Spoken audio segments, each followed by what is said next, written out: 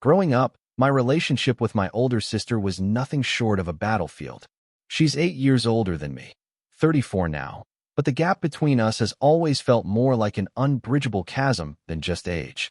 As kids, we never had those sweet sibling moments you see in movies. Instead, our days were filled with arguments over the smallest things, from who got to pick the TV channel to whose turn it was to wash dishes. But one incident carved a deep scar into my childhood that I still carry today. When I was about 10 years old, she kicked me out of the house because I ate too much.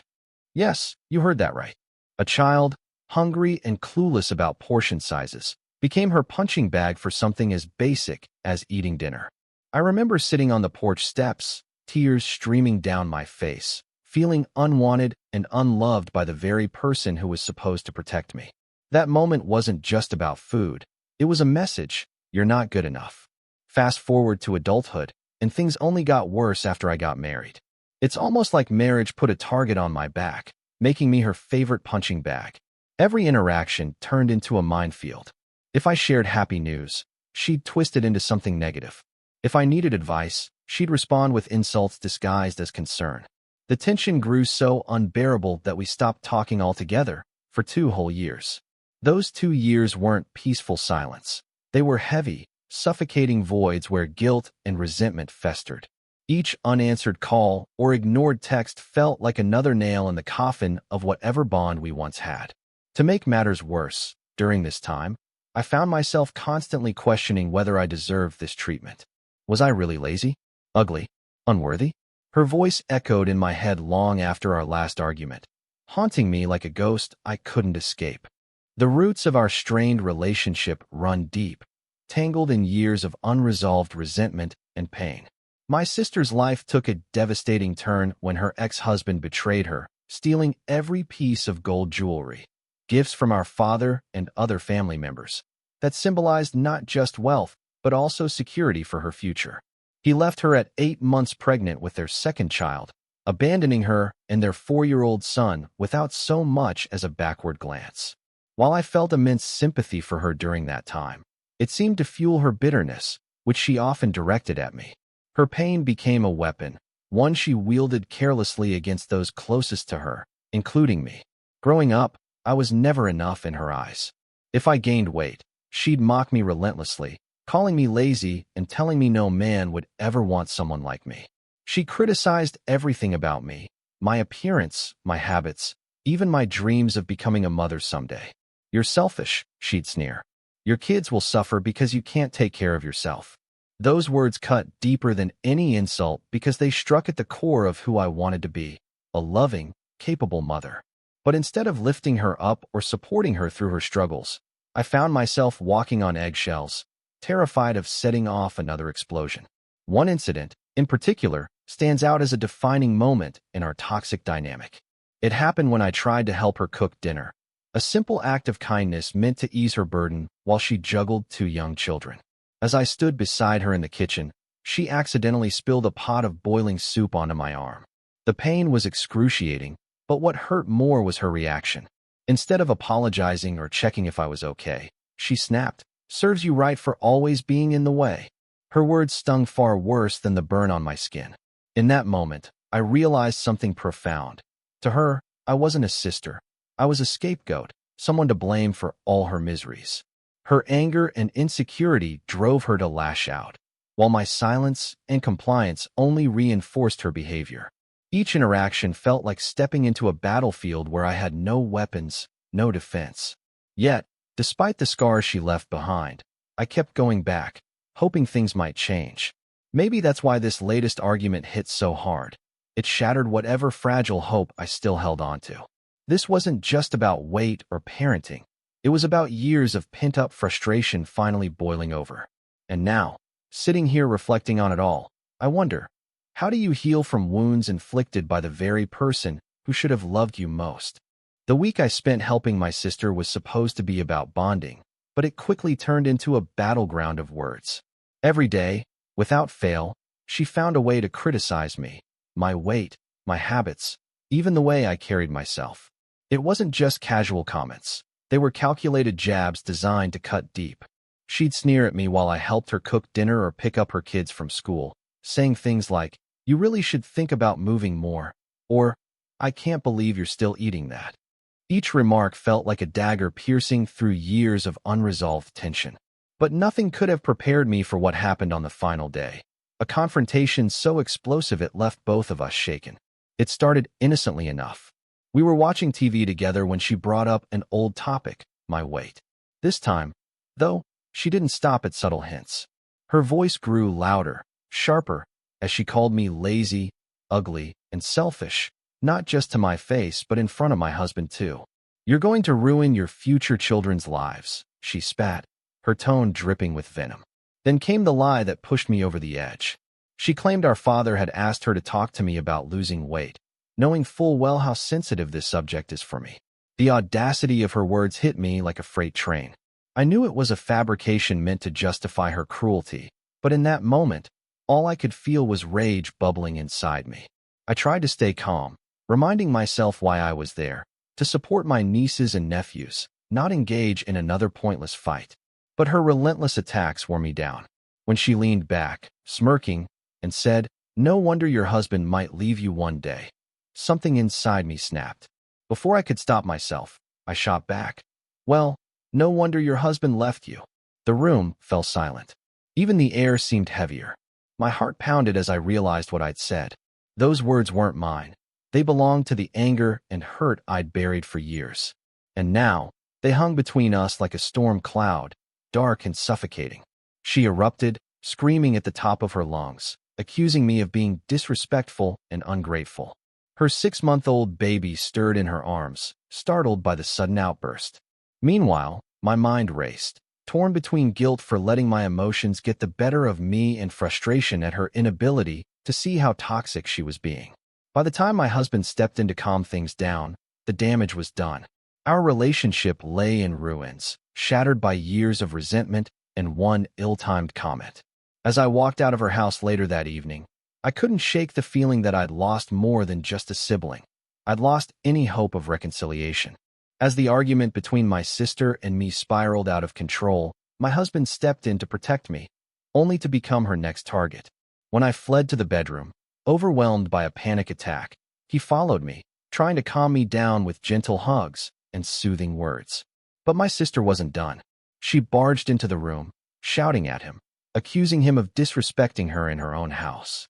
Her voice was sharp, cutting through the tension like a knife. "How dare you shut that door on me?"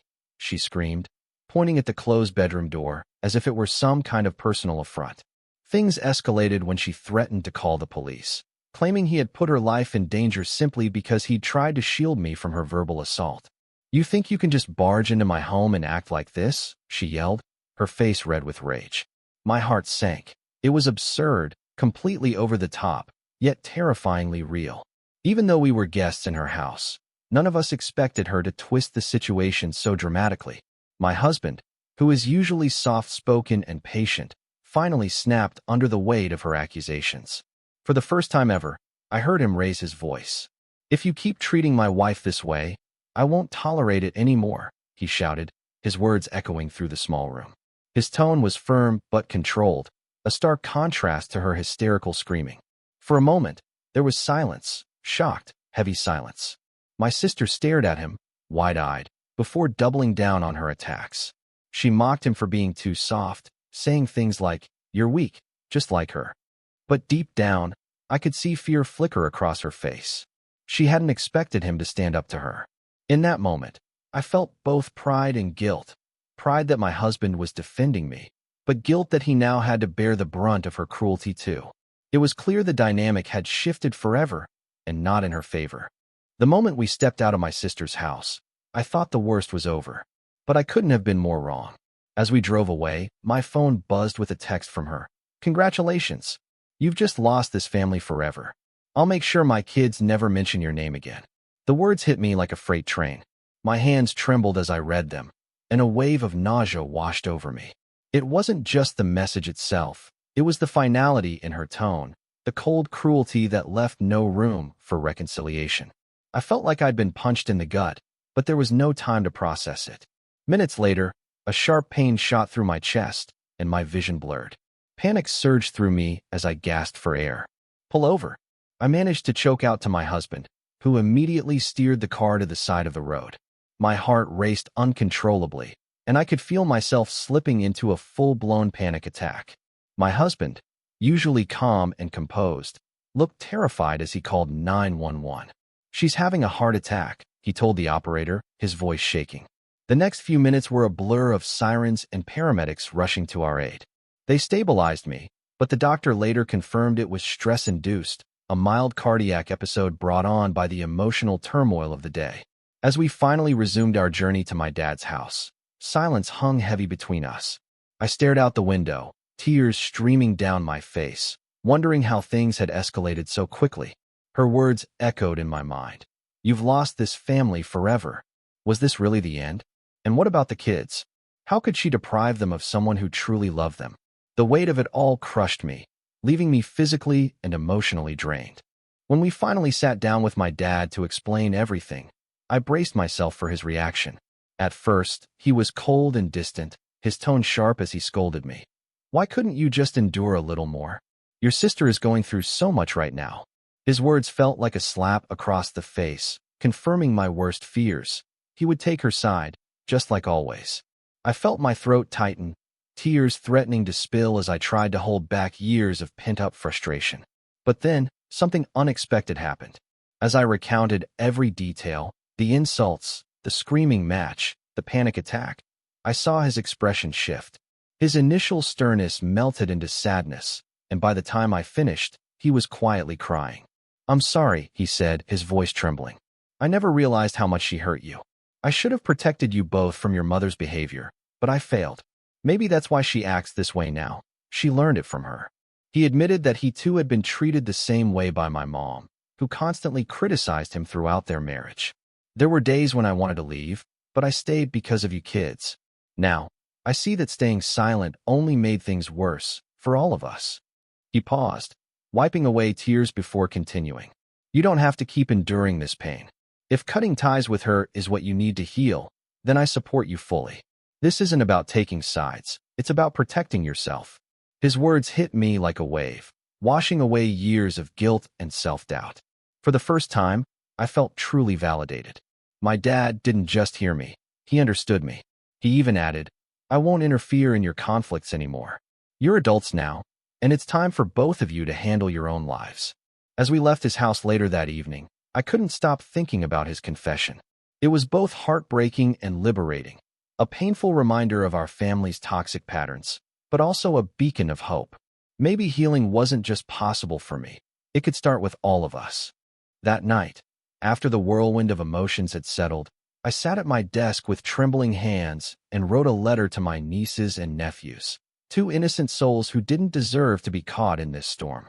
I poured my heart into every word, explaining why I had to distance myself from their mother and, by extension, from them. "I love you more than words can say," I wrote, tears smudging the ink. But sometimes, loving someone means making hard choices to protect yourself, and those choices can hurt. I folded the letter carefully and tucked it inside a children's book, a story about courage and kindness that I planned to leave behind as a gift. It was my way of staying connected to them, even when I couldn't be there physically. Later that evening, exhaustion finally hit me, but sleep brought no peace. In my dream, I relived one of the darkest moments of my childhood, being kicked out of my sister's house during a torrential downpour. The rain soaked through my clothes, chilling me to the bone, while her voice echoed in my ears, calling me worthless. I woke up gasping for air, clutching my chest as if trying to hold together the pieces of my shattered heart. Tears streamed silently down my face, soaking my pillow. For the first time, I allowed myself to fully feel the weight of everything. The years of verbal abuse, the endless guilt, the suffocating fear. My heart felt like it was being squeezed in a vice, each beat a painful reminder of what I'd lost. But amidst the pain, something shifted inside me. I realized I couldn't keep living like this, constantly tiptoeing around her anger, sacrificing my happiness for the sake of peace. I vowed to build a stronger backbone, to prioritize my mental health above all else. If she wanted to cut me off, so be it. I deserved better than a lifetime of emotional manipulation. As dawn broke, I made a silent promise to myself. I would heal, not just for me, but for the future I hoped to create, a future where love wasn't conditional and respect wasn't negotiable. Sitting in the therapist's office, I felt like I was unraveling a tangled mess of emotions I'd buried for years. Each session peeled back another layer of pain, revealing wounds I didn't even realize were still bleeding. "You've been living with anxiety and depression," my therapist said gently, her voice steady but filled with compassion. "These feelings stem from years of emotional abuse, not just from your sister, but from the dynamics in your family." Her words hit me like a tidal wave. It wasn't just about my weight or my ability to be a good mother. It was about decades of being told I wasn't enough.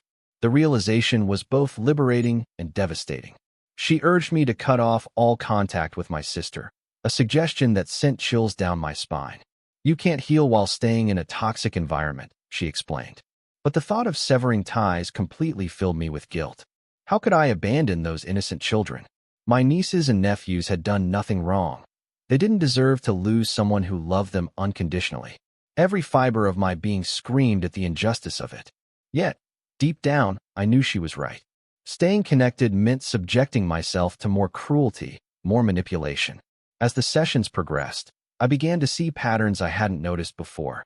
For years, I'd let my sister and my family walk all over me, convincing myself it was better to endure than to confront. I stayed silent during arguments, swallowed insults, and suppressed my own needs, thinking I was protecting everyone else. But now, I realized I wasn't protecting anyone. I was enabling their behavior. By tolerating her outbursts and accepting her lies as truth, I'd allowed her to strip away pieces of my self-worth, one cutting remark at a time. The hardest part was admitting this to myself.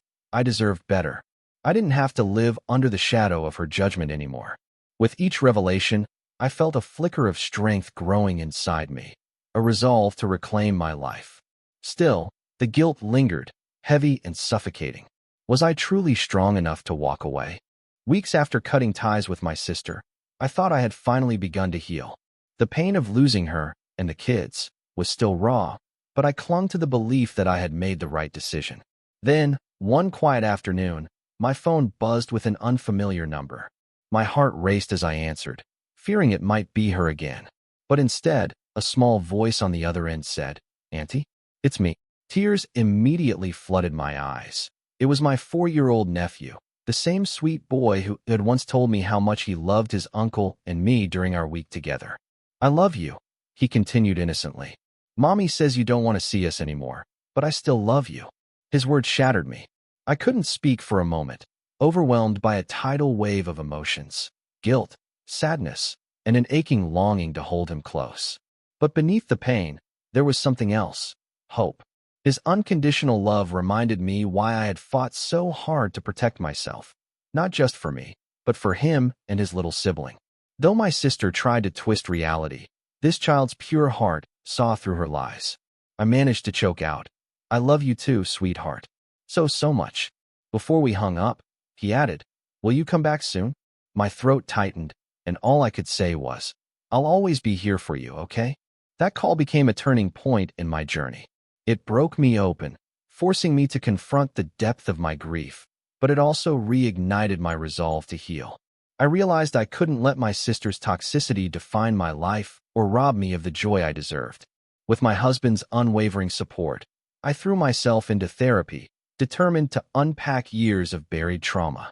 Each session felt like peeling back layers of scar tissue, painful yet necessary. Slowly, I began to rebuild my sense of self-worth, learning to set boundaries and prioritize my mental health. Meanwhile, my relationship with my dad grew stronger than ever. He didn't just offer sympathy. He actively listened and validated my experiences. During one visit, he shared stories about his own struggles with my mom's emotional abuse, admitting, "I should have done more to protect you girls." His vulnerability brought us closer, and I finally felt seen and understood. Knowing I had his support gave me the courage to move forward. As months passed, I found myself reflecting on everything I'd been through. The years of bullying, the weight of guilt, the heartbreak of losing my nieces and nephews. But instead of letting bitterness consume me, I decided to channel my pain into purpose. Inspired by my own healing process, I founded an organization dedicated to supporting women who endure emotional abuse within their families. It started small, a blog sharing resources and personal stories, but quickly gained traction. Women from all over reached out, expressing gratitude for a safe space to share their struggles. Hearing their stories reinforced my belief that no one should suffer in silence. Though the decision to sever ties with my sister still weighs heavily on me, I know it was the right choice. Her toxic behavior may have scarred me, but it also taught me resilience. I'm no longer the person who stays silent to keep the peace. I've built a backbone, one strong enough to stand up for myself and others. And while I may never fully reconcile with my family, I've created something far more meaningful, a legacy of empowerment and healing. This journey has taught me one undeniable truth. Protecting yourself from toxic relationships is not just important, it's essential, even if that means cutting ties with family. My sister's constant belittlement and manipulation left scars on my soul that ran deeper than I ever realized. For years, I convinced myself that enduring her abuse was a small price to pay for keeping the peace. But the day she screamed at me in front of my husband, accusing him of disrespect while holding her baby in her arms, something inside me snapped. It wasn't just anger, it was clarity. I realized that staying silent wasn't noble, it was self-destructive. And walking away wasn't cruel, it was necessary. My husband became my anchor during this storm. When I crumbled under the weight of panic attacks and guilt, he held me together, not with words of empty reassurance, but with unwavering support. Together, we made the hardest decision of our lives, going no contact with my sister. It felt like ripping out a piece of my heart, especially knowing I might never see my nieces and nephews again. But as painful as it was, I knew it was the only way to reclaim my sanity and rebuild my life. Boundaries aren't just lines you draw. They're lifelines that keep you afloat when the waves of toxicity threaten to drown you. The most profound lesson came after speaking with my dad. Hearing him acknowledge my pain and validate my decision gave me strength I didn't know I had. He reminded me that love shouldn't come with conditions, and respect shouldn't be negotiable.